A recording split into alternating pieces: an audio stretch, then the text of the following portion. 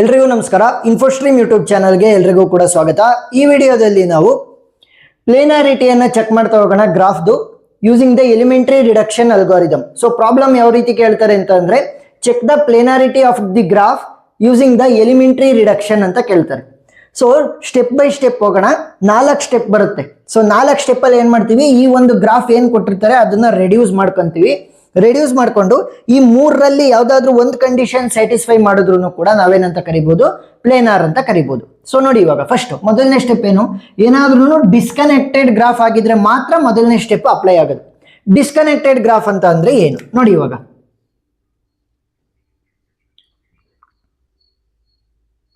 ಈ ತರ ನನಗೆ ಒಂದು ಗ್ರಾಫ್ ಇದೆ ಅಂತ ಅನ್ಕೊಳ್ಳಿ. ಸೊ ಇದನ್ನ ನಾನು ಡಿಸ್ಕನೆಕ್ಟ್ ಮಾಡ್ಬೋದು. ಯಾವ ರೀತಿ, ಎಡ್ಜ್ಗಳನ್ನ ತೆಗೆದಾಕ್ದೆ ಅಂತಂದ್ರೆ ಇವಾಗ ಇದೆರಡು ಕೂಡ ಡಿಸ್ಕನೆಕ್ಟ್ ಆಯ್ತು. ಇದೇ ಸಪರೇಟ್ ಆಯ್ತು, ಇದೇ ಸಪರೇಟ್ ಆಯ್ತು. ಅವ್ರೇನ್ ಹೇಳ್ತಾ ಇರೋದು, ಏನಾದ್ರೂ ಡಿಸ್ಕನೆಕ್ಟೆಡ್ ಗ್ರಾಫ್ ಆಗಿದ್ರೆ ಅದು ಪ್ಲೇನರ್ ಆಗಬೇಕು ಅಂತಂದ್ರೆ if and only if each component is planar. Each component ಅಂತಂದ್ರೆ ಇದು ಸಪರೇಟ್ ಆಗಿರೋದು ಒಂದು ಕಾಂಪೋನೆಂಟ್, ಇದು ಸಪರೇಟ್ ಆಗಿರೋದು ಎರಡನೇ ಕಾಂಪೋನೆಂಟ್. ಇವೆರಡೂ ಕೂಡ ಪ್ಲೇನರ್ ಆಗಿರಬೇಕು. ಪ್ಲೇನರ್ ಗ್ರಾಫ್ದು ಏನು ಸಿಂಪಲ್ ಇರುವಂತ ರೂಲು, ಎರಡು ಎಡ್ಜ್ಗಳು ಯಾವುದೇ ಕಾರಣಕ್ಕೂ ಕೂಡ ಕ್ರಾಸ್ ಆಗಬಾರ್ದು. ಈಗ ಒಂದು ಎಡ್ಜ್ ಇದೆ ಅಂತಂದ್ರೆ ಇನ್ನೊಂದು ಎಡ್ಜ್ ಇದನ್ನ ಕ್ರಾಸ್ ಮಾಡಕೂಡದು, ಓವರ್ಲ್ಯಾಪ್ ಆಗಬಾರ್ದು. ಅದನ್ನ ನಾವೇನಂತ ಕರಿತೀವಿ, ಪ್ಲೇನರ್ ಗ್ರಾಫ್ಸ್ ಅಂತ ಕರಿತೀವಿ, ಓವರ್ಲ್ಯಾಪ್ ಆಗದೆ ಇದ್ರೆ. ಈಗ ಇದು ನೋಡಿ, ಸಪರೇಟ್ ಆಗಿರುವಂತ ಗ್ರಾಫಲ್ಲಿ ಕೇವಲ ಒಂದೇ ಒಂದು ಎಡ್ಜ್ ಇದೆ, ಓವರ್ಲ್ಯಾಪ್ ಆಗೋದಕ್ಕೆ ಸಾಧ್ಯನೇ ಇಲ್ಲ. ಇದರಲ್ಲೂ ಕೂಡ ಓವರ್ಲ್ಯಾಪ್ ಆಗಿಲ್ಲ ಎಡ್ಜಸ್. ಸೊ ಏನಂತ ಕರಿಬಹುದು, ಇದು ಕೂಡ ನಮಗೆ ಪ್ಲೇನರ್ ಇದೆ, ಇದು ಕೂಡ ಪ್ಲೇನರ್ ಆಗಿರೋದ್ರಿಂದ ಓಲ್ಡ್ ಡಿಸ್ಕನೆಕ್ಟೆಡ್ ಗ್ರಾಫ್ ಅನ್ನ ನಾವು ಪ್ಲೇನರ್ ಅಂತ ಕರಿಬಹುದು. ಮೊದಲನೇ ಸ್ಟೆಪ್ ಪ್ರಕಾರ ಏನಾದ್ರೂ ಕೂಡ ಈ ತರ ಕೊಟ್ರೆ ನೋಡಿ, ಇದರಲ್ಲಿ ಏನಾದ್ರೂ ಕೂಡ ಡಿಸ್ಕನೆಕ್ಟೆಡ್ ಗ್ರಾಫ್ ಇದೆಯಾ, ಇಲ್ಲ. ಕನೆಕ್ಟೆಡ್ ಗ್ರಾಫ್ ಇದು ಅಂತಂದ್ರೆ ಡಿಸ್ಕನೆಕ್ಟ್ ಆಗಿಲ್ಲ. ಸೊ ಇದಕ್ಕೆ ಸ್ಟೆಪ್ ನಂಬರ್ 1 ಅನ್ನು ಅಪ್ಲೈ ಮಾಡುವಂತ ಅವಶ್ಯಕತೆ ಇಲ್ಲ. ನೆಕ್ಸ್ಟ್ ಸ್ಟೆಪ್ ನಂಬರ್ 2 ಅನ್ನು ಸೆಲ್ಫ್ ಲೂಪ್ ಗಳನ್ನ ರಿಮೂವ್ ಮಾಡಬೇಕು. ಸೆಲ್ಫ್ ಲೂಪ್ ಅಂತಂದ್ರೆ ನೋಡಿ, ಇಲ್ಲಿ ಸಿ ಇಂದ ಶುರುವಾಗಿ ಸಿಗೆ ಮತ್ತೆ ವಾಪಸ್ ಬಂದಿರೋದು. ಈ ತರ ಸೆಲ್ಫ್ ಲೂಪ್ ಗಳನ್ನ ತೆಗೆದಾಕಬೇಕು. ನೆಕ್ಸ್ಟ್ 3ನೇ ಸ್ಟೆಪ್ ಏನು, remove the parallel edges. Parallel edges ಅಂದ್ರೆ ನೋಡಿ, ಇಲ್ಲಿ ಎ ಮತ್ತೆ ಬಿ ಮಧ್ಯ E1 ಕೂಡ ಇದೆ, E2 ಕೂಡ ಇದೆ. ಅಂದ್ರೆ ಎರಡೆರಡು ಎಡ್ಜಸ್ ಆದಂಗಾಯ್ತು. ಒಂದಕ್ಕಿಂತ ಜಾಸ್ತಿ ಇರುವಂತ ಎಡ್ಜ್ಗಳನ್ನ ತೆಗೆದಾಕಬೇಕು. ಕೇವಲ ಒಂದೇ ಒಂದು ಎಡ್ಜ್ ಮಾತ್ರ ಇರಬೇಕು. ಎರಡು ವರ್ಟೆಕ್ಸ್ ಗಳ ಮಧ್ಯ ಒಂದು ಎಡ್ಜ್ ಮಾತ್ರ ಇರಂಗೆ ನಾವು ನೋಡ್ಕೋಬೇಕು. Next eliminate the vertex with degree 2. Degree 2 ಅಂತ ಅಂದ್ರೆ ನೋಡಿ, ಇಲ್ಲಿ ಎ ಒಂದು ವರ್ಟೆಕ್ಸ್ ಇದೆ ನನ್ನ ಹತ್ರ, ಬಿ ಅನ್ನೋ ಒಂದು ವರ್ಟೆಕ್ಸ್ ಇದೆ, ಸಿ ಅನ್ನೋ ಒಂದು ವರ್ಟೆಕ್ಸ್ ಇದೆ ಅಂತ ಅನ್ಕೊಳ್ಳಿ. ಈಗ ಎದು ಡಿಗ್ರಿ ಏನಾಗುತ್ತೆ 2. ಯಾಕೆ, ಎರಡು ಎಡ್ಜಸ್ ಡೈರೆಕ್ಟ್ ಆಗಿ ಕನೆಕ್ಟ್ ಆಗಿದಾವೆ. ಸೊ ಇದ್ರ ಡಿಗ್ರಿ ಏನಾಗುತ್ತೆ 2. ಏನಾದ್ರೂ 3 ಕನೆಕ್ಟ್ ಆಗಿದ್ರೆ 3 ಡಿಗ್ರಿ ಆಗಿರೋದು, 4 ಕನೆಕ್ಟ್ ಆಗಿದ್ರೆ 4 ಡಿಗ್ರಿ ಆಗಿರೋದು. ಎಷ್ಟು ಎಡ್ಜ್ ಕನೆಕ್ಟ್ ಆಗಿರ್ತವೆ ಅದು ಅದರ ಡಿಗ್ರಿ ಆಗಿರುತ್ತೆ. ಈಗ 2 ಡಿಗ್ರಿ ಇರೋದು ಏನಾದ್ರೂ ಇದ್ರೆ ವರ್ಟೆಕ್ಸ್, ಅದನ್ನ ಡಿಲೀಟ್ ಮಾಡಿಬಿಡ್ಬೇಕು. ಡಿಲೀಟ್ ಮಾಡಿ ಏನ್ ಮಾಡ್ಬೇಕು, merge the 2 edges in the series. ಸರಿನಾ? ಏನ್ ಮಾಡೋದು, ಈ ತರ ಬೈಪಾಸ್ ರೋಡ್ ಮಾಡ್ತಾರಲ್ಲ, ಇಲ್ಲಿಗೆ ಹೋಗಿ ಇಲ್ಲಿಗೆ ಹೋಗೋದ್ರ ಬದಲು ಬೈಪಾಸ್ ಹಿಂಗೆ ಡೈರೆಕ್ಟ್ ಆಗಿ ಹೋಗ್ರಿ ಅಂತ. ಸೊ ಆ ತರ ಮಾಡಬೇಕು. ಸರಿನಾ? ಆ 2 ಡಿಗ್ರಿ ಇರುವಂತ ವರ್ಟೆಕ್ಸ್ ಅನ್ನ ಡಿಲೀಟ್ ಮಾಡಿ ಇದನ್ನ ಸೀರೀಸ್ ಆಗಿ ಮಾಡೋ ರೀತಿ, ಅಷ್ಟೇ, ಸಿಂಪಲ್. ಸೊ ಇಷ್ಟೆಲ್ಲ ಮಾಡಾದ್ಮೇಲೆ 4 ಸ್ಟೆಪ್ ಮಾಡಾದ್ಮೇಲೆ ನಮಗೆ ಒಂದು ಗ್ರಾಫ್ ಬರುತ್ತೆ, ಅಂದ್ರೆ ಮೆಂಡ್ ಆಗಿರುವಂತ ಗ್ರಾಫ್. ಸೊ ಅದನ್ನ ನಾವು ಏನಾದ್ರೂ ಪ್ಲೇನರ್ ಅಂತ ಕರಿಬೇಕು ಅಂತಂದ್ರೆ 3 ಕಂಡೀಷನ್. ಒಂದು, ಸಿಂಗಲ್ ಎಡ್ಜ್ ಆಗಿದ್ರು ಕೂಡ ನಾನು ಪ್ಲೇನರ್ ಅಂತ ಕರಿಬಹುದು. ಕಂಪ್ಲೀಟ್ ಗ್ರಾಫ್ ವಿತ್ 4 ವರ್ಟಿಸಸ್ ಆಗಿದ್ರು ಕೂಡ ನಾನು ಏನಂತ ಕರಿಬಹುದು, ಪ್ಲೇನರ್ ಅಂತ ಕರಿಬಹುದು. Next simple graph with vertices greater than or equal to 5. N ಅಂದ್ರೇನು, vertices greater than or equal to 5. E ಅಂತಂದ್ರೇನು, edges greater than or equal to 7 ಇದ್ರೆ ಚೆಕ್ ದ ಪ್ಲೇನಾರಿಟಿ ಕಂಡೀಷನ್. ಏನು, E less than or equal to 3n - 6. ಈ condition satisfy ಆದ್ರೆ planar ಅಂತ ಕರಿಬಹುದು. ಏನು, ಈ 3ರಲ್ಲಿ ಯಾವ್ದಾದ್ರು ಒಂದು ಸ್ಯಾಟಿಸ್ಫೈ ಆದ್ರೂ ಪ್ಲೇನರ್ ಅಂತ ಕರಿಬಹುದು. ಗೊತ್ತಾಯ್ತಾ? ಯಾವ್ದಾದ್ರು ಒಂದು ಸ್ಯಾಟಿಸ್ಫೈ ಆದ್ರೂ ಕೂಡ ನಾವು ಪ್ಲೇನರ್ ಅಂತ ಕರಿಬಹುದು. ಸೊ ಪ್ರಾಬ್ಲಮ್ ಅನ್ನ ಸಾಲ್ವ್ ಮಾಡೋಣ, ನೀಟಾಗಿ ಅರ್ಥ ಆಗ್ತಾ ಹೋಗುತ್ತೆ. ಮೊದಲನೇ ಸ್ಟೆಪ್ ಏನ್ ಹೇಳ್ತಾ ಇದ್ದಾರೆ ಅವರು, ಏನಾದ್ರೂ ಡಿಸ್ಕನೆಕ್ಟೆಡ್ ಗ್ರಾಫ್ ಆಗಿದ್ರೆ ಮಾತ್ರ ಅಪ್ಲಿಕೇಬಲ್. ಇದೇನು ಡಿಸ್ಕನೆಕ್ಟೆಡ್ ಗ್ರಾಫಾ? ಇಲ್ಲ. So step 1 not applicable as the given graph is of connected graph. So connected graph ಇರೋದ್ರಿಂದ ಸ್ಟೆಪ್ 1 ಇನ ಅವಶ್ಯಕತೆ ಇಲ್ಲ. ನೆಕ್ಸ್ಟ್ ಸ್ಟೆಪ್ ನಂಬರ್ 2 ಹೋಗೋಣ. ಸ್ಟೆಪ್ ನಂಬರ್ 2 ಅಲ್ಲಿ ಏನ್ ಹೇಳ್ತಾ ಇದ್ದಾರೆ, remove all the self loop. Self loop ಗಳನ್ನ ತೆಗೆದಾಕ್ರಿ.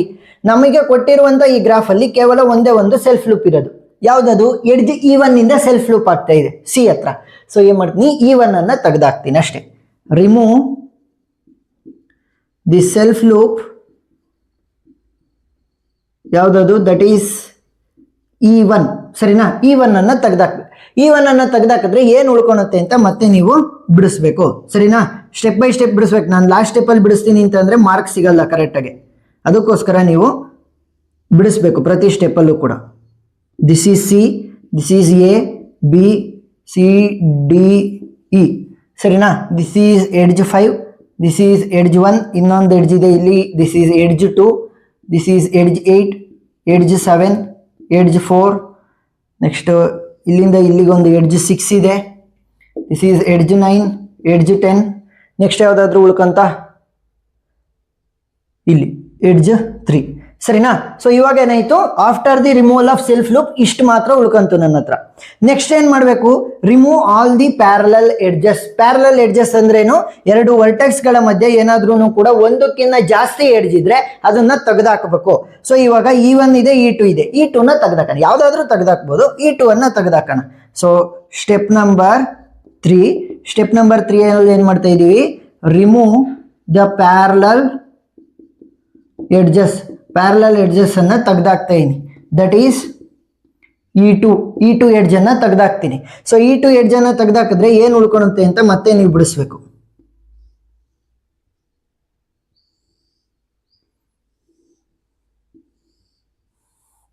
So this is edge E1, this is edge E8, E7, E6, E4, D, A, B, C, E, E5, next E3 ಬರ್ತದೆ, E9, E10. ಯಾವ್ದಾದ್ರು ಉಳ್ಕಂತ ಇಲ್ಲ. So ಇವಾಗ ಏನಾಯ್ತು, after the removal of parallel edges ಕೂಡ ಆಯ್ತು. Next eliminate the vertex with degree 2. ನೋಡಿ degree 2 ಇರುವಂತ ಯಾವ್ದಾದ್ರು ವರ್ಟೆಕ್ಸ್ ಇದೆಯಾ, ಇಲ್ಲ. ನೋಡಿ ಇಲ್ಲಿ E ಇದೆ, ಸೊ ಇದು ಎಷ್ಟು ಡಿಗ್ರಿ, 1, 2, 3 ಎಡ್ಜ್ ಕನೆಕ್ಟ್ ಆಗಿರೋದ್ರಿಂದ ಡಿಗ್ರಿ 3. ಎಗೆ 1, 2, 3, 4 ಎಡ್ಜ್ ಕನೆಕ್ಟ್ ಆಗಿರೋದು ಡಿಗ್ರಿ 4.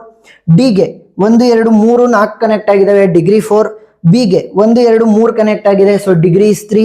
ಸಿಗೆ 1, 2, 3, 4 4 ಕನೆಕ್ಟ್ ಆಗಿದೆ, ಸೊ ಡಿಗ್ರಿ ಇಸ್ 4. 2 ಡಿಗ್ರಿ ಇರುವಂತದ್ದು ನನ್ನ ಹತ್ರ ಯಾವುದೂ ಇಲ್ಲ. ಸೊ ಇವಾಗ ಈ 4 ಸ್ಟೆಪ್ಪು ಆಯ್ತು. 4 ಸ್ಟೆಪ್ಪು ಆದ್ಮೇಲೆ ನನಗೆ ರಿಫೈನ್ಡ್ ಆಗಿರುವಂತಹ ಒಂದು ಗ್ರಾಫ್ ಸಿಕ್ಕಿದೆ. ಸ್ಟಾರ್ಟಿಂಗ್ ಕೊಟ್ಟಿದ್ದು ಅದನ್ನ ನಾವು ಇವಾಗ ರಿಫೈನ್ ಮಾಡ್ಕೊಂಡಿದ್ದೀವಿ.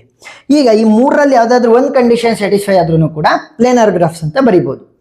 ಸಿಂಗಲ್ ಎಡ್ಜ್ ಇದೆಯಾ ಅಂತ ಅಂದ್ರೆ ಇಡೀ ಗ್ರಾಫೇ ಇಲ್ಲ ನನ್ನ ಹತ್ರ, ಕೇವಲ ಒಂದೇ ಒಂದು ಎಡ್ಜ್ ಇರೋದು. ಅಂದ್ರೆ 2 ವರ್ಟೆಕ್ಸ್ ಇದಾವೆ, ಅದ್ರ ಮಧ್ಯೆ ಒಂದು ಎಡ್ಜ್ ಇದೆಯಾ, ಇಲ್ಲ, ನನಗೊಂದು ಗ್ರಾಫೇ ಇದೆ. ನೆಕ್ಸ್ಟ್ ಎರಡನೇ ಕಂಡೀಷನ್ ಗೋಣ, complete graph with 4 vertices.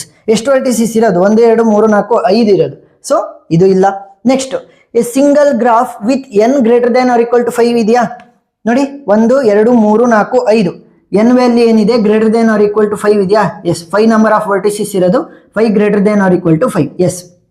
Next edge values, edge must be greater than or equal to 7 ಇರಬೇಕು. ಎಷ್ಟು ಎಡ್ಜ್ ಇರೋದು ನನ್ನ ಹತ್ರ, 1, 2, 3, 4, 5, 6, 7, 8, 9 ಎಡ್ಜು. ಸರಿನಾ, ಇಲ್ಲಿ 10 ಇದಾವೆ ಅಂತ ಎಣಿಸಕೋಬೇಡ್ರಿ. ಯಾಕೆ, E2 ಅನ್ನ ತೆಗೆದಾಕಿದ್ದೀನಿ ನಾನು, E2 ಅನ್ನ ತೆಗೆದಾಕಿದ್ದೀನಿ ನಾನು. ದಿಸ್ ಈಸ್ E11 ಇದು. ಸರಿನಾ, E1 ಅಲ್ಲ ಇದು, E11 ಇದು. ಸೊ E11 ಅನ್ನು ಕೂಡ ತೆಗೆದಾಕಿದ್ದೀನಿ, E2 ಅನ್ನು ಕೂಡ ತೆಗೆದಾಕಿದ್ದೀನಿ. ಎಷ್ಟು ಉಳ್ಕೊಂಡು ನನ್ನ ಹತ್ರ, 9 ಮಾತ್ರ ಉಳ್ಕೊಂಡಿರೋದು. ಸರಿನಾ, 9 greater than or equal to 7. Total number of edges ಕೂಡ ನನಗೆ ಜಾಸ್ತಿ ಇದೆ, ಸೊ ಕಂಡೀಷನ್ ಸ್ಯಾಟಿಸ್ಫೈಡ್. ಈಗ ಪ್ಲೇನಾರಿಟಿಯನ್ನು ಚೆಕ್ ಮಾಡೋದಕ್ಕೆ ಈ ಫಾರ್ಮುಲಾನ ಯೂಸ್ ಮಾಡಬೇಕು. E less than or equal to 3n - 6.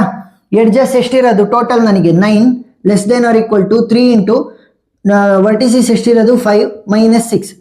5 3s 15, 15 - 6 ಅಂದ್ರೆ 9. So 9 less than or equal to 9.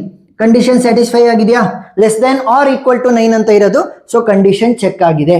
So ನಾವೇನಂತ ಬರಿಬಹುದು, therefore the given graph is planar. Therefore given graph is planar ಅಂತ ಬರಿಬಹುದು. ಇಷ್ಟೇ ಸಿಂಪಲ್.